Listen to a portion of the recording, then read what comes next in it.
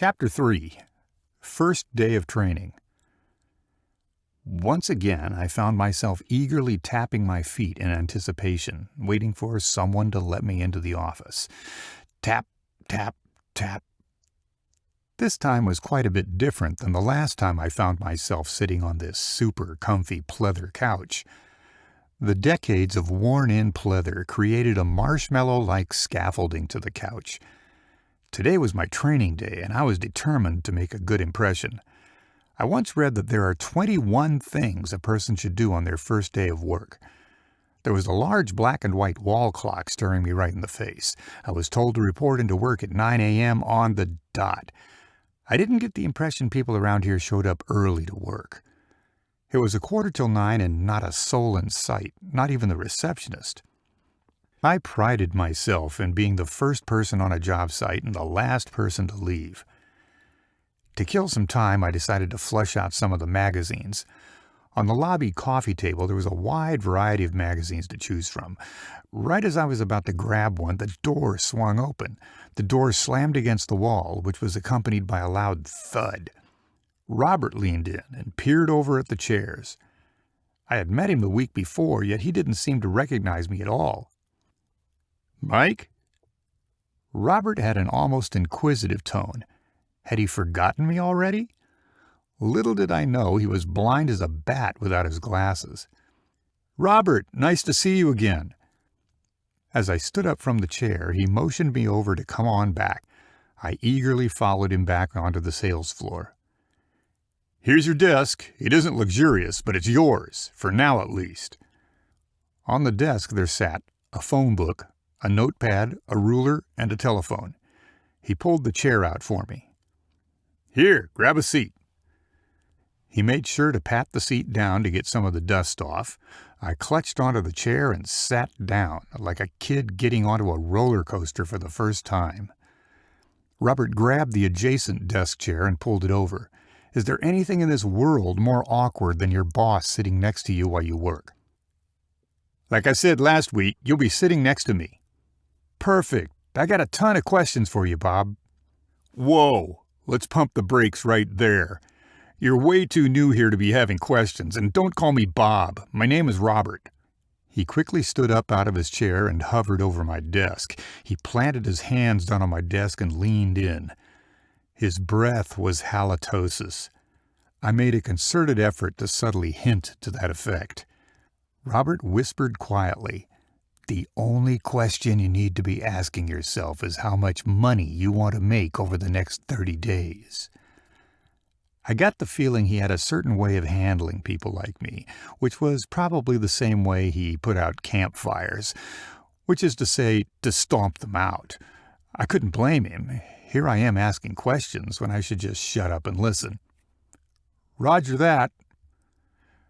For a brief moment, Robert expressed some tenderness with a faint smirk of acceptance. "Every new trainee here at Montrosian Insurance Partners gets a robust, hands-on training experience."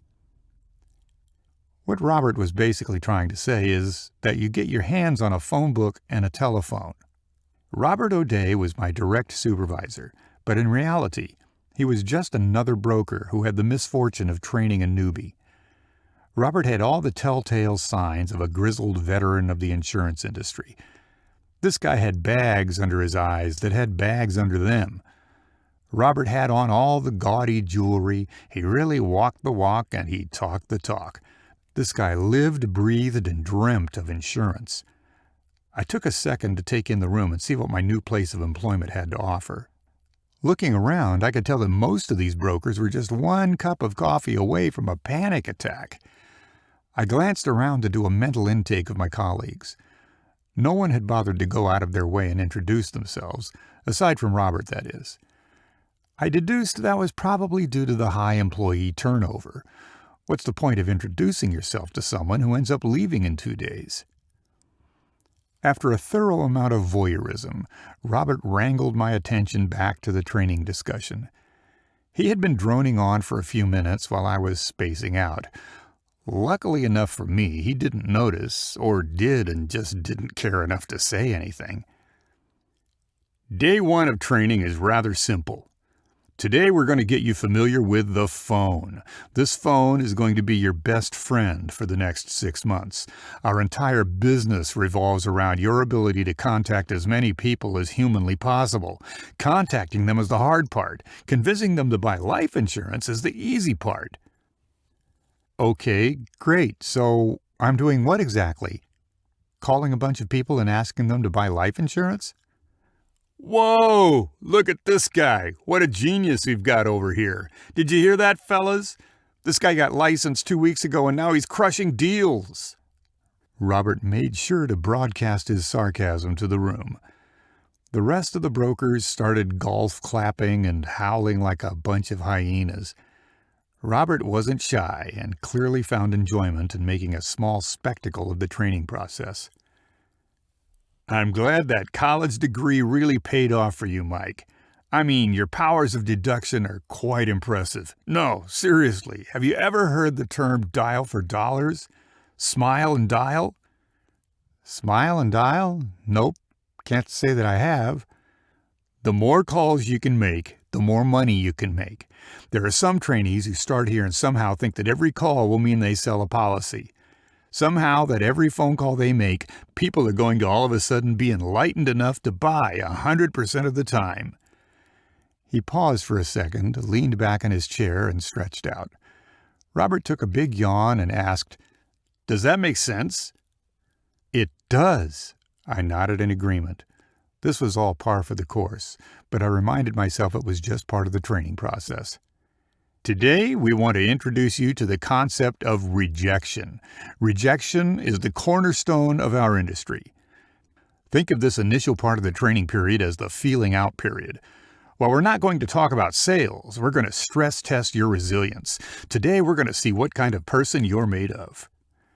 Robert didn't have much of a bedside manner about him, but I could tell that his candidness came from a good place.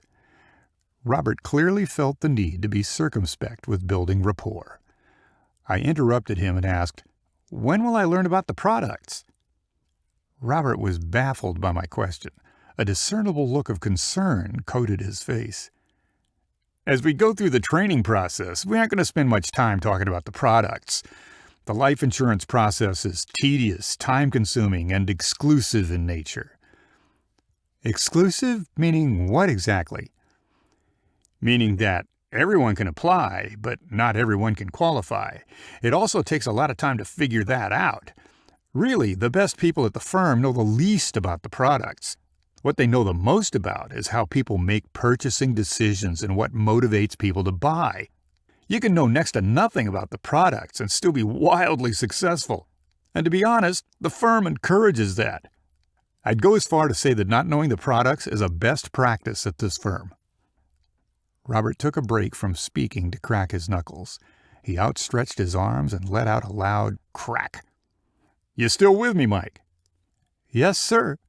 "Mike, you see that guy over there?" Robert discreetly pointed to one of the other brokers across the room. He didn't seem like much from the looks of it. "Yeah, what about him?" I replied with some hesitation. Aside from being a pocket protector on steroids, he seemed like the run-of-the-mill insurance bro. "That's Jacob. Today, Jacob is going to be your first lesson." "First lesson?" I asked sheepishly. "He's a walking, talking insurance policy encyclopedia. Look up the definition of thorough in the dictionary, and they got a picture of that guy's face on it." "Wow, he must be a great salesperson, right?" Robert shook his head, unamused. "I think the last time he sold a life policy, President Truman was in the White House. I mean, the guy couldn't stumble and fall into a sale if his life depended on it." There was this subtle intensity about Robert. I wondered what about Jacob irked him. Before I could utter a word, he started up again. "Let me ask you something. Do you like talking to telemarketers?" I spontaneously busted out laughing. What kind of absurd question was that? What in the world was I supposed to make of that? "No, I can't say that I do. I mean, who likes talking to telemarketers?" "No one does. But why do people do it?" I have no clue." "Newsflash, kid, because it works." Robert looked at me and repeated, Because it works. You're going to be expected for the first couple of weeks to make anywhere between 400 to 500 phone calls. That doesn't sound too hard, I interrupted.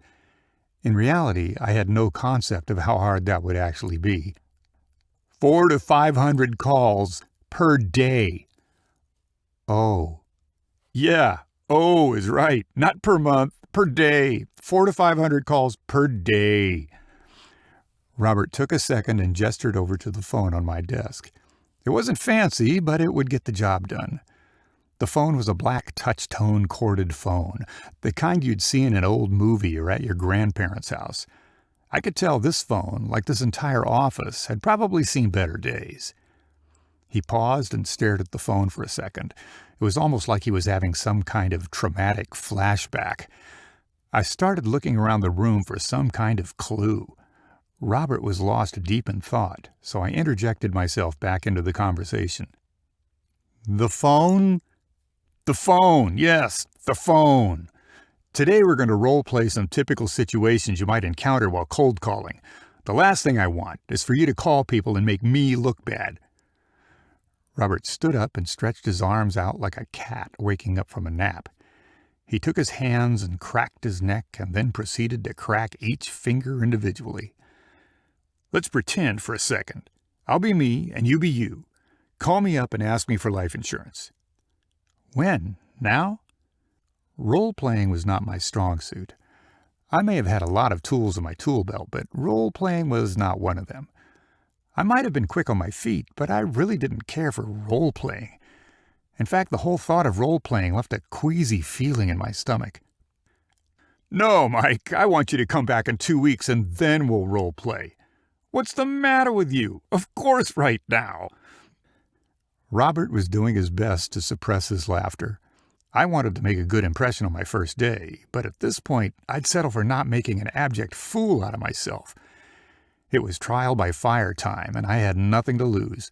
What did I have to lose? I mean, besides my job. Robert picked up the phone and handed it to me.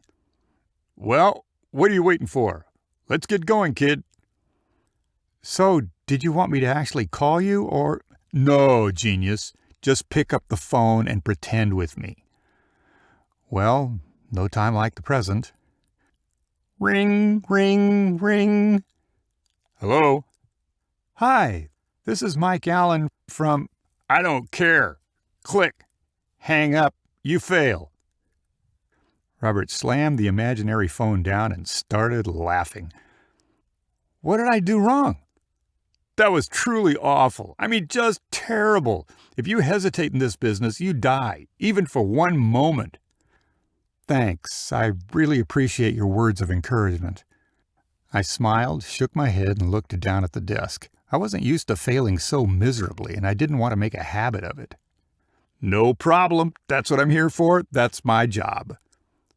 It seemed Robert was oblivious to my sarcasm, or maybe he was now being sarcastic himself.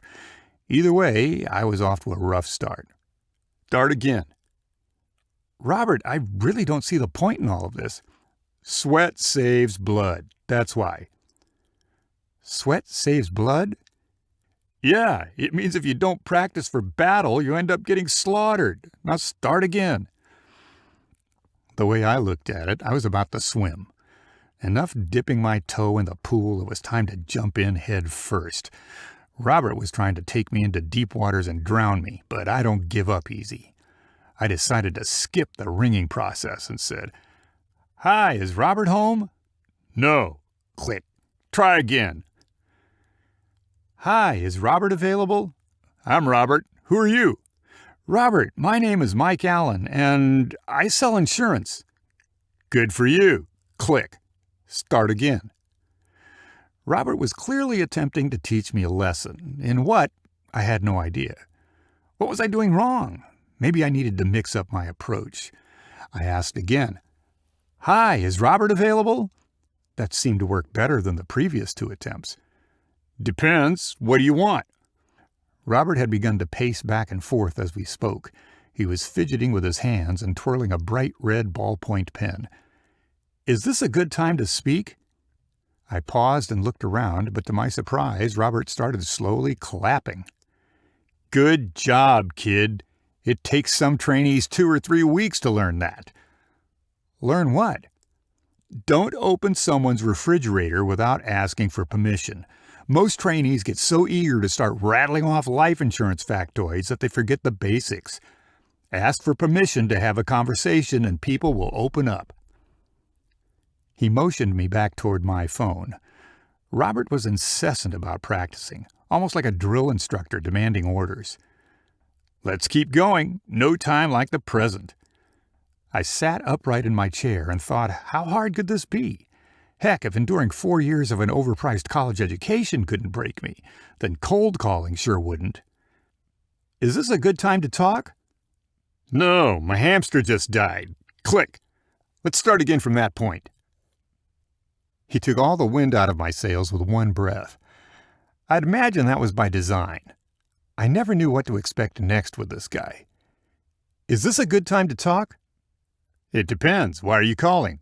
What'd you want? Robert had paused and looked me dead in my eyes. His look was an infusion of curiosity and annoyance. I don't really know what to say after that. That's fine. You don't need to know at this point. Here's what you do need to know. Do you know what makes a business great? What? What? You speak English, right? You went to college, right? What do you think makes a business great? I have no clue, I said with a disappointed and submissive tone. It seemed Robert was starting to get irritated. Maybe it was something I said, or maybe he just needed another cup of coffee. Process and principles. Every great business relies on scalable processes and strong principles. Here's what we're going to do today. Today is the day I teach you some of those scalable processes. Sounds good to me. Here is a simple recipe for success when it comes to cold calling. Step 1 is you gotta ask if the person is home. Step 2 is ask if the person has time to talk. Step 3 is ask how the person is doing. The final step is to just explain who you are, what you do, and why you're calling. It's really all that simple. Sounds good to me. I was more interested in getting a cup of coffee than listening to Robert filibuster all day about these processes. I started looking for the break room when all of a sudden Robert started his diatribe back up. Insurance is a relationship business, and to that end you must be able to cultivate relationships. Yeah? How am I supposed to do that exactly? How are you supposed to build relationships? What? Are you serious? What I meant was, how am I supposed to do that over the phone? Well, let me ask you a question. Can you hold a conversation? Yeah, I suppose so. I mean, we've been talking for some time now. Robert's demeanor turned from loquacious to sagacious in the blink of an eye. Robert's sagaciousness was overshadowed by his loathing. I took it he had given this speech one too many times in his life. Your success in this business is entirely contingent on your ability to do just that, to be able to hold a conversation. Conversation is the bedrock of all relationships. Conversation is the cornerstone of sales. Evidently, Robert was a lot smarter than I initially gave him credit for. He wore glasses, but upon closer examination, he didn't have lenses in the frame. That was fitting, because Robert was the kind of guy who wore suspenders and a belt. Okay, so what if I get someone on the phone and they want to buy right then and there? What if I stumble my way through the conversation and they're ready to buy? You want to go into every single call with that kind of PMA. PMA? What's that? Positive mental attitude. Try to keep up with the TSAs. TSA? 3-letter acronyms. You're too much, kid. Yeah, I knew that. Okay, so if you find someone interested enough to buy on the first call, then you need to close them right there, get a commitment, send an online application, and get them to sign the dotted line. One more question, I asked tenaciously. What is it? What's an app? You know, an app. An application, you schmuck. He took a long pause, outstretched his arms again. Robert was starting to become slightly irritated, and I picked up just a splash of defensiveness in his tone. "You mentioned something about principles earlier. What'd you mean by all that?" Robert stuck up his hand, sprung up 3 fingers, and placed it in front of my face. "There are really only 3 rules to selling life insurance, and 3 rules only." Robert closed his fist and stuck up his index fingers, again in my face. "The first rule is don't accept a no for the first and final answer." "Don't accept a no? Is that ethical?" "Whoa, whoa, whoa! Ethics police, pull over! Slow down there, kid! What I meant was, don't give up on the first sign of conflict. Sometimes people mean no, sometimes they mean yes, sometimes they mean maybe, and sometimes they mean no." "Yeah, that makes sense." In reality, his speech was the verbal equivalent of sucking up noxious gases after an oil spill. Robert was unfazed and a bit jaded. He stuck up his middle finger, waving his 2 fingers in front of my face. "The second rule to selling life insurance, whether on the phone, in person, through text messages, or whatever, this has been and always will be a relationship business." Robert closed his fist again and pounded his knuckles on the desk 3 times in a row. Knock, knock, knock. Robert put up 3 fingers and waved them in my face. "The third and final rule is to never spend the client's money for them. Don't assume the person knows what they don't know. The quicker you can accept these 3 rules, the quicker you can start making money. Does that make sense?" "Yeah, makes sense." "Do you think you're ready to handle some calls, or are we going to sit here all day and stare at each other?" Such an elegantly simple question, propositioned like a dead fish wrapped in a newspaper. What could I say? "Sure thing. Sounds good to me." Robert placed a few items on my desk, a phone script, a black marker, and a lead sheet. The lead sheet was just a glorified bunch of pages ripped out of the phone book. He picked up my phone and handed it to me. "Let's make some money. I want you to call the first 50 people on that list. Maybe then we can see what you're actually made of." "Who are they?" "There you go, asking questions again. Who are they? It doesn't matter. That's who they are. Mike, just make the calls." Figuring I had nothing to lose, I looked down at the list and started making calls. Robert smiled, pointed over to his desk, and whispered to me, "I'll be right over there in case you run into any trouble."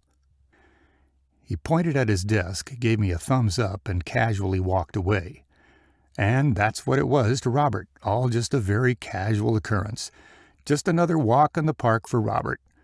Regardless of my feelings, I started making those 50 phone calls. Regardless of my fear, I started making those 50 phone calls. The first 10 phone numbers either went dead or didn't answer. Before I knew it, 10 minutes had passed me right on by. When I looked up again, Robert pulled his magician act, in that he vanished before my very eyes. This wasn't so bad, so I kept calling. Only 40 more numbers to get through, and then on to the next task. I dragged my finger down the list and murmured aloud, "Okay, John Kane, 294-555-3020. The phone began to ring. Ring, ring, ring. Well, that's a good sign. I mean, at least it's ringing this time. To be honest, I wasn't even sure how many times the phone could ring before going to voicemail. So I decided to give it about 7 or 8 rings before pulling the plug. Ring 4, ring 5, ring 6, ring 7.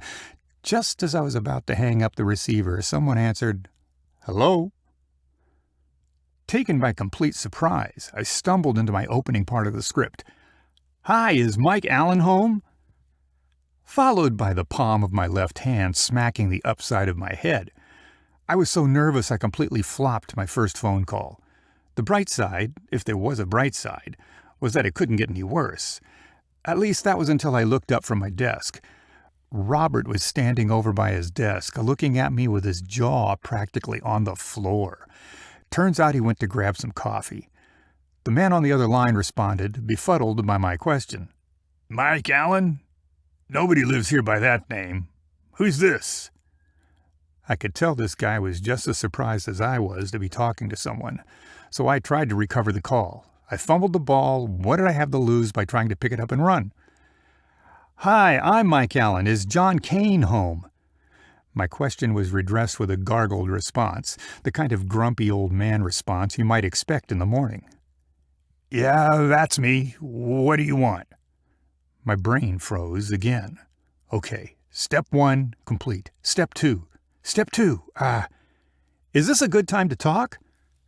"No, it's not a great time to talk. I've got to go. Goodbye," John said, followed by an audible click. I held the phone next to my face and pretended that I didn't just get hung up on. I slowly looked back up, and Robert was hovering right over my desk. He sipped his coffee and presumably was waiting for me to say something. Yet I had nothing to say. What could I say? I couldn't even remember my own name. Robert stopped sipping his coffee and clasped his coffee mug with both hands. "What happened? What'd he say? How'd it go?" I paused briefly to think about his question. My gut was wrought with anguish, but I couldn't let him know that, so I said the first thing that popped into my mind, the truth. "He told me he didn't have time to talk." "What was the first lesson of the day? What was the first thing I taught you?" Pulled a chair up to my desk and took a seat. He put down his coffee, which is how I could tell he was serious. He looked at me and tilted his head slightly off to the left. He looked at me with intent, like he actually had some kind of vested interest in my success. "Don't accept a single no as a first and final answer. The thing about sales is that people often use no as a defensive mechanism against salespeople. No is not absolutely used as an indication of intent. In some Native American languages, there are 32 words to express the word love. In the English language, we just have one. It's love. Maybe the person is saying no, and maybe the person is saying no, or perhaps the person is saying, I don't know." "So you're saying what?" "I'm saying just ask in a different way to discover the intent of the person. Are they intending on hearing you out, or have they heard enough?" Robert sipped down the rest of his coffee and slammed the cup on my desk. The desk reverberated and some dust came flying up. "The next time someone says, 'I don't have time,' or 'I got to go,' or some other lame excuse like that, I want you to pretend that you're looking them right in the eyes. I want you to say, 'It'll only take 60 seconds or so,' then shut up and see what they have to say." I nodded my head in agreement. Robert crossed his arms and implanted his hands under his armpits. "Yeah, no, that makes a lot of sense." "Have you ever heard the phrase that haste makes waste?" "Nope, can't say that I have." The biggest mistake most trainees make is they get so excited on the phone just to talk with someone that they forget the entire purpose of the call. All they want to do is rush people through the script as fast as possible. Selling isn't a sprint, it's a marathon. It's a conversation, not an interrogation. "That makes sense." I nodded in affirmation. Robert tended to let off a bit when I noticeably acquiesced with my body language. "You need to trust the process, but not be a slave to the process. The difference between a robot and a person, the best part about being human is that you have this little thing in between your ears. It's called your brain. Never let someone or something use your brain for you." Robert had stood back up and started meandering back towards the break room, presumably to get some more coffee. "Want a cup?" he asked as he was walking away. Lord knows I could use one. "Sure thing," I responded with an exuberant tone of voice. "Well, get up off your butt and follow me." I couldn't help but laugh a bit. I got up out of my chair. It was the first time all day, and boy, did I need to loosen up. I stretched out a bit and then proceeded to follow Robert to the break room. It was an arduous journey, maybe a good 20 feet from my desk. As I walked back to the break room, I noticed that there were stacks of phone books just kind of lying all over the place. There were whiteboards hanging on the walls. Clearly, they hadn't been used in a while. I could tell because they had these faint remnants of words imprinted on them, as if the previous marker ink had faded away years ago. But it had a comfortable feeling to it. The room was painted sky blue with old ceiling tiles and what appeared to be some glow-in-the-dark stickers on them. The break room was the only room with actual windows in it, aside from the lobby, that is. There was a single round table and 5 old plastic chairs surrounding it from all sides. Robert walked me over to the coffee machine and pointed with his pinky. "This is the one nice thing in the whole office, so treat it well. Treat it with respect, and it will pour out manna from heaven." He opened the adjacent cupboard and grabbed 2 mugs. The cupboards were painted in a glossy white paint and had these interesting oval-shaped knobs on them. Robert clearly took a lot of pride in showing me the inner workings of the coffee machine, more so than even my training. "This is the Espresso Taleggio 5000, a masterclass in coffee-making technology. It was imported about 10 years ago from a small town in Italy and hasn't stopped working since." We poured our coffee and headed back to the sales floor. On our way back, I was hit with this treacherous odor, probably the amalgamation of decades of uncleaned commercial-grade carpet. The aroma of the coffee did little to dampen the smell of the carpet. Robert grabbed his chair and sat back down. Every time he sat down, it made a large plump sound. He looked at his watch a few times and then back at me. He motioned over at the phone, pointing at it with the same hand he was holding his coffee mug. Maybe it was a bit taboo to take a break, but I really wanted to get a good idea of my environment. "We gonna do this or what? Time is money on this job." "What about our break?" "Come on, Mike. Breaks are for school kids and athletes." I scurried back to my desk and joined Robert. "Sounds good." Robert pulled out a white piece of paper and a ballpoint pen. He placed it on my desk and started drawing. I couldn't quite figure out what he was drawing. "What we use here is called the yes sales method." He drew 2 equal-sized boxes on the paper and a line down the middle of the paper separating the 2 boxes. He stopped the drawing for a second to admire his work. "It's as simple as getting the prospect to say yes as many times as possible during the sale." Robert drew 10 small vertical lines connected to the top of the right box and 1 thick vertical line connected to the top of the left box. "Think of it kind of like an elevator. Do you want the elevator to have 1 support cable or 10 support cables?" He paused and pointed down at the drawing. He tapped on the box with his pen. Tap, tap, tap. I wasn't quite sure what this had to do with sales, but I didn't have much of a choice. I mean, at this point, anything was better than hopping back on the phone. "Well, I'd rather have 10, right?" "Exactly. 'Cause what's going to happen when that 1 line breaks? The elevator plummets to the ground. But if you have 10 cables, then your elevator is just fine." "Mm-hmm." The idea is to get small commitments along the way, instead of just ambushing the prospect with a major decision at the end of the sale. See, you want to get the person to say yes enough times so that the last yes becomes a lot easier to say yes to. And that really works? Mike, the thing about sales is that it's not an exact science. It's more of an art form. That was probably the best non-answer I was going to get out of him. What else was I expecting from a sleazy insurance salesman? Okay, it's just about 11:30, which means we have about an hour or so till lunch. I want you to make 100 phone calls in the next hour. I'm going to be right over there at my desk. Someone around here has to actually make some money for this place. If you need something, just, I don't know, wave your hand or throw something at me. Those were my marching orders, and I was bent on getting the job done. I gave Robert a thumbs up. I took a deep breath and pulled the lead sheet in nice and close. I did a quick once-over on the list. It seemed like a bunch of pages pulled right out of the phone book. The next name on the list seemed as ordinary as the rest, Rachel Maloney. I dialed her phone number and waited for the inevitable. Ring, ring, ring. Hello? Hi, is Rachel Maloney home?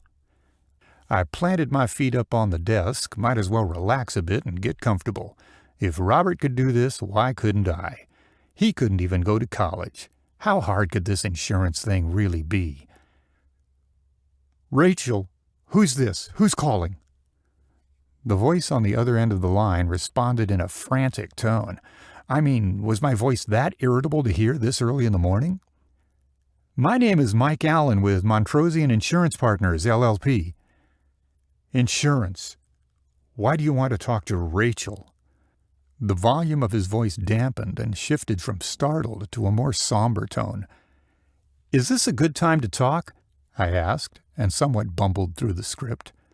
The script was a lot like this office, dated. No, it's not. Why do you want to talk with Rachel?" It was clear he started to become somewhat fed up with the questions and was more interested in answers. If anything else, I was persistent, so I asked again in a slightly more affirmative tone of voice. "Sir, is Rachel available?" The other line went silent. I figured he just hung up. Something was wrong, something was off, I couldn't tell what, but I felt I just stepped in it. The man on the other line started to clear his throat, and what followed was a long-winded sigh. Rachel passed away 2 months ago." "Sir, I'm so sorry to hear that. I had absolutely no idea." I had kicked my feet off the desk and buried my head into the bottom part of my desk. "What did you need to talk to her about? Why did you call?" Then I quite possibly said the stupidest thing that had ever been said in the history of sales. "I was handed a list, and she was a name on that list." I had to hold the phone away from my ear as the person on the other end of the line had begun shouting belligerently. I shook my head, and as I looked away from the phone, Robert had been looking right at me with his eyebrows comically raised. He stood up and walked over to my desk, probably to intervene or do some kind of damage control. All I could possibly think about was the fact I had just shattered this person's entire world and probably lost my job in the process. As soon as Robert walked over, the line went dead. "What was that all about?" "One of the people on the list was dead." "Oh, well, did you at least try to sell them?" Robert patted me on the back and shrugged his shoulders. I know. I picked up on the end of that conversation. That was just dreadful, but unavoidable in our business. The faster you get used to it, the better off you'll be. People die, it happens. We're in the business of profiting from people's death. It's that simple. Why don't we take a step back? Where do you figure that train wreck started? Where did it go wrong? I have no idea. The mistake you made was saying she was just a number or just a name on a list. I mean, that's just cold, even for you. I wasn't thinking clearly. I couldn't help but yelp out this awkward chuckle. What else could I do? I stumbled and fumbled that call into oblivion. This might be the most important lesson you learned today. Everyone is just a name on a list to us. Everyone is just a number to us. Everyone is just no one to us. But to someone else, that person is a loved one, a spouse, a relative, and that person on a list has a story. Behind every number and behind every name on this list, there is a compelling story and a reason for buying life insurance. Robert was personally vested in my success at this point. He snatched up the script from my desk and started holding it up as a prop. I could tell he genuinely cared about helping me make it through the trainee program. He slid the list back over to me. Unknowingly, I had pushed it almost completely off my desk. Some people will want to buy life insurance and some people will not. But in the end, there's always someone out there looking to buy some life insurance. He picked up the receiver on the phone and held it out for me to grab. I grabbed the receiver from Robert almost instinctively and looked up at the clock. It was 11:45, and I had 45 minutes to call 49 people. I pulled up the lead sheet and searched for the next name on the list. I dialed and smiled for the next 30 minutes straight, nearly setting my fingers on fire in the process. Not a single person picked up the phone. Maybe it was a blessing in disguise.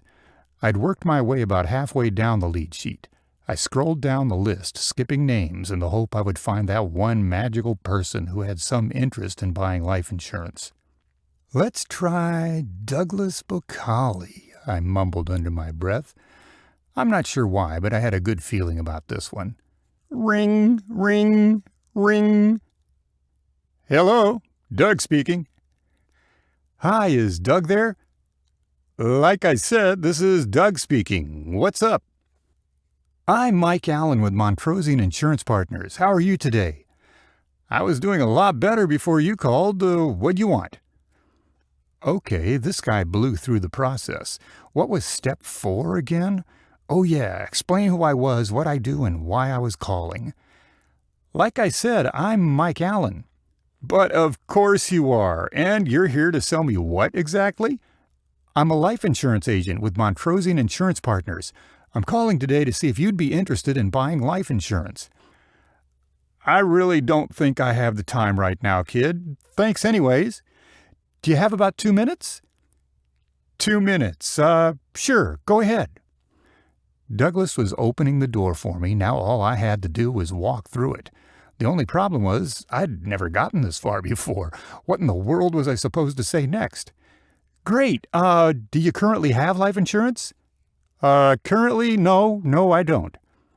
Have you ever had life insurance in the past? I used to have some through my old job. Huh. If you don't mind me asking, why don't you have it now? I wasn't really sure what kind of questions to ask, so I just started blurting them out one by one. I guess you could say I was in a test-and-learn environment. Wait a minute. Do I even know you? Why am I even talking to you? I don't think we know each other. Well, then, how'd you get my number? Well, I pulled your number from the phone book, but Douglas interrupted me just as I was to pull out some epic excuse. Look, kid, your 2 minutes are up. I have to go. His indignation was followed by a loud click. I got hung up on mid-sentence, but you know what? I actually felt pretty good. I was making progress, or so I thought. Robert walked over from his desk, more of a lazy stroll than a walk. He was taking his time and clearly had something on his mind. Robert looked at me with a puzzled gaze, somewhere between bewilderment and befuddlement. What happened to that one? I almost got one. Almost did what now? What? Tell me more. What does almost mean? Well, I got to the 4th step in the process and I didn't really know where to go, but I managed to ask a lot of questions and he seemed interested. Why do you think that was? Why do I think what was? Sorry, why do you think that the process fell apart? I honestly couldn't tell you. Yeah, that's my point. You don't know what you don't know. Trust the process, Mike. This is all part of the process. You got to learn to walk before you learn to sprint. Uh-huh. So the process is to set me up to fail? No, I didn't give you any questions yet, so that you would understand. Understand? Understand what? That way you could understand from first-hand experience that there has to be a compelling reason for someone to speak with you. Over time, we're going to help you develop that compelling reason. What if that guy really wanted to buy? Call him back in 6 months and try again. Robert shrugged his shoulders and brushed off my question. Why should this guy even listen to you in the first place? There are over 1 million licensed insurance pros in America. There are billion-dollar Insure-techs. There are thousands of brokerages. Why shouldn't a person just go there? What makes you so important? Robert asked me a rather pedestrian question, but how could he expect me to muster a coherent response? My breathing became increasingly heavier and more deliberate. Robert picked up on my uneasy feeling and laughed it off. Come on, man, this isn't funny. I could have made a sale. I'm laughing because I felt the same exact way you did. I learned this lesson 2 years ago, and it hurt. I was sitting in that same chair. I was sitting there with that same stupid look on my face. I was sitting there flustered. I was sitting there ready to storm out of the office and call it quits. Robert walked back to his desk and started rummaging through his desk drawer. It's in here somewhere. Where the heck did... Robert began indiscriminately mumbling as if he was scavenging for something. I really couldn't tell what he was going to pull out of that drawer. Aha, here it is. Robert pulled out a large white sheet of paper. I stared over at him from my desk. I was slightly confused, but he definitely had my attention. He brought it back over to my desk and slammed it down in front of me. "Take a look at this." I quickly grabbed the sheet of paper from him and started reading intently. It was a piece of paper titled Sales Questions and had about 10 poorly worded, open-ended questions on it. I had my reservations, but it was worth a try. "Now, mind the grammar, because these are sales questions. Take a look at these and let me know what you think." "Robert, what kind of salesperson complains about grammar?" "Mike, you'd be surprised. They're out there." I inspected the questions in further detail. Maybe the spark of genius was lost on me. "Sure, I guess these could help." By the time I looked up again, it was already 1 p.m. I had completely forgotten about lunch. Apparently, the entire office did as well. I briefly scanned the room, and not a single person had left the office. I stood up for a second and walked over to Robert's desk.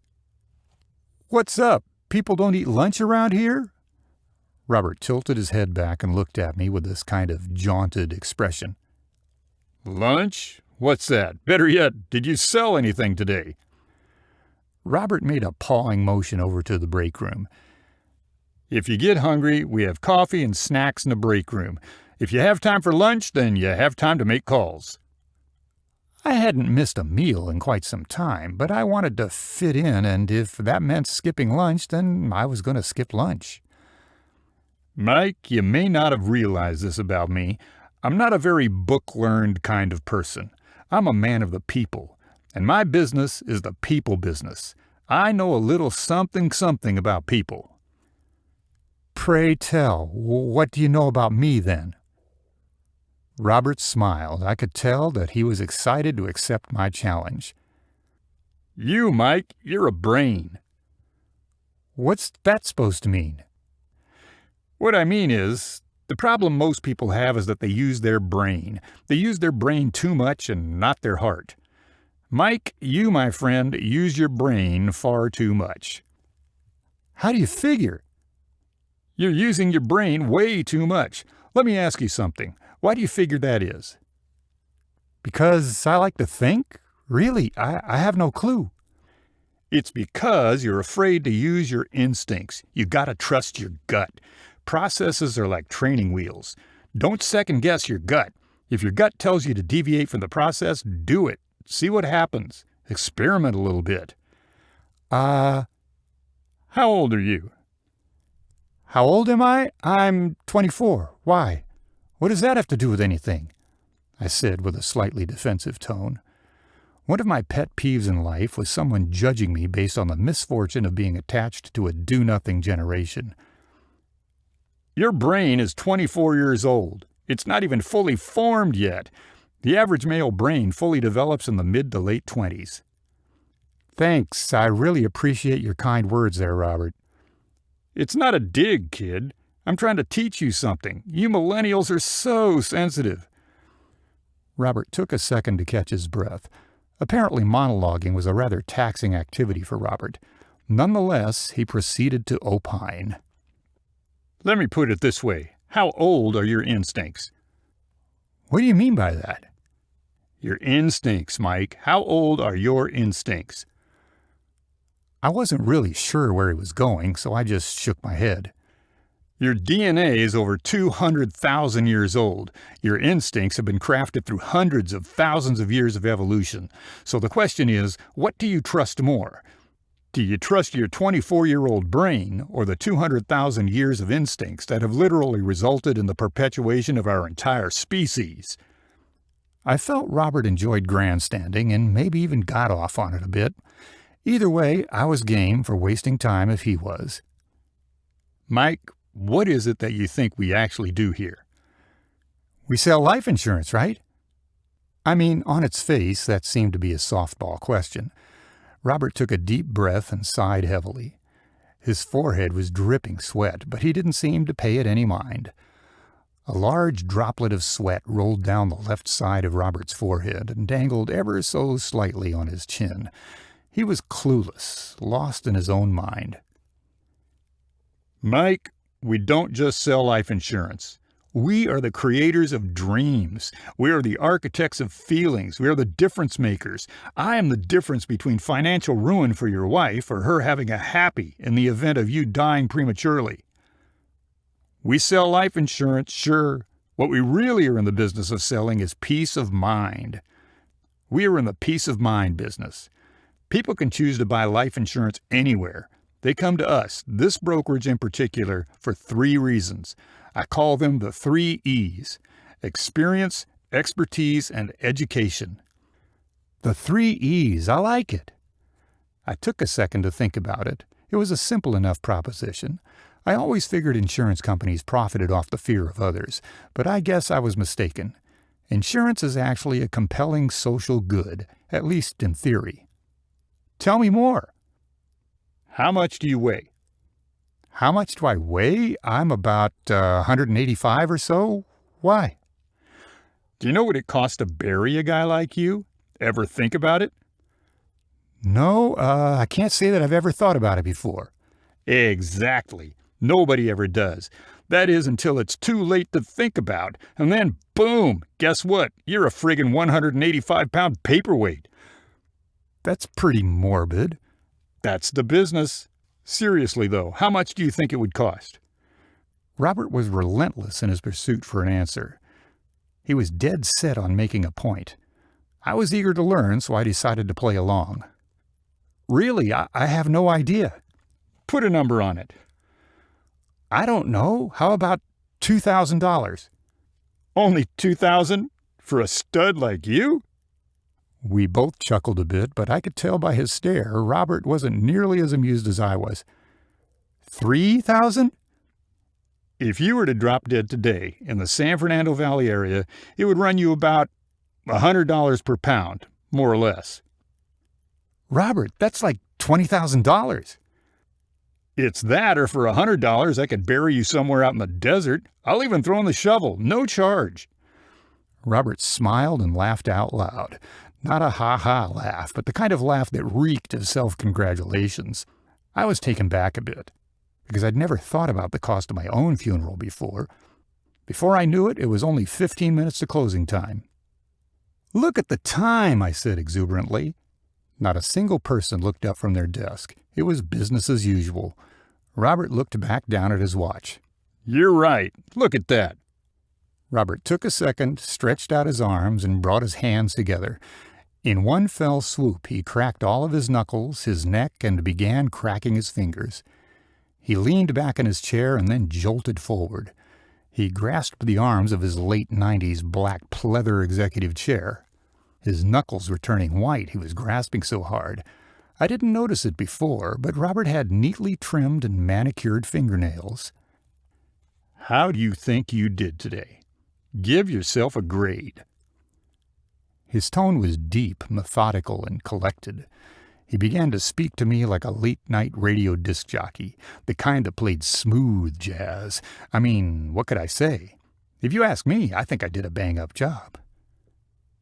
Good, I hope. I mean, it was only my first day, so... Robert sat there in complete silence. He had his legs gingerly crossed and his hands in his lap. Why he didn't answer me, I had no idea. He stared at me with these unconvinced eyebrows, with a look of quiet desperation and fleeting confusion. He appeared conflicted. He was grappling with my question. I could tell that part of him approved, but I had this feeling that he wasn't 100% sold. I've seen a lot of people come and go. A lot of people, Mike. Robert just slightly tilted his head up, just enough to stare at the ceiling tiles.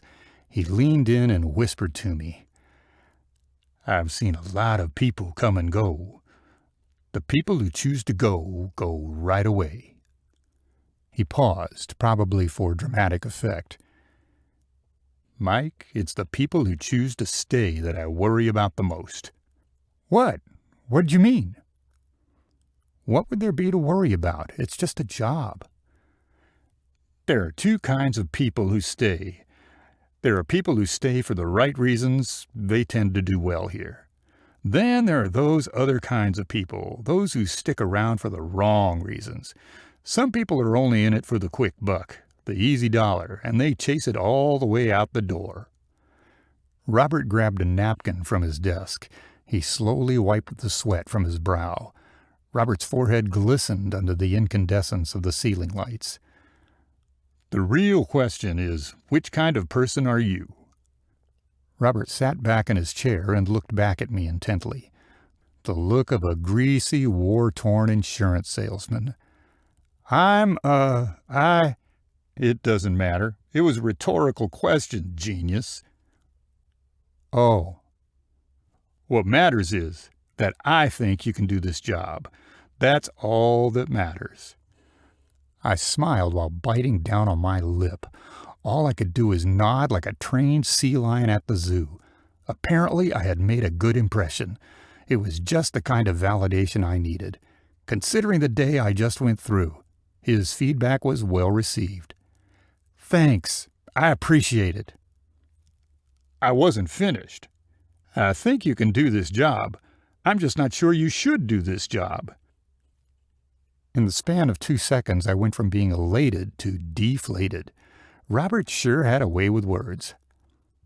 "Should do this job? What's that supposed to mean?" I couldn't help but object. I mean, the way I figured it, this was a pretty successful day. "Mike, don't get me wrong. I think you might be too smart to do this job." "Too smart? How do you figure?" "Hang on there, buckaroo. I said I think. I just don't know yet." So where do we go from here?" "Ultimately, that is up to you, my friend. Tomorrow we're going to put you back on the phone and see what you can really do. That is, if you show back up to work. The rest of the week we'll have you call the no-sale list." "What's the no-sale list?" Robert let out a big sigh and smirked. "Are you not playing with a full deck of cards or what? These are people who we previously quoted, but the agent did not make a sale. Thus the name, No Sale." Robert took a second and swirled his empty coffee mug. He gazed at the mug with a look of complete bemusement. "I want you to... No, I need you to go home and think this over. The last thing I want is for you to drag this out. Saying no tomorrow is better than lying to yourself for 2 weeks and saying no then." I nodded my head and clocked out for the day. I headed on out the door. I had a lot of thinking to do. That was my first day. That was what easily could have been my last day.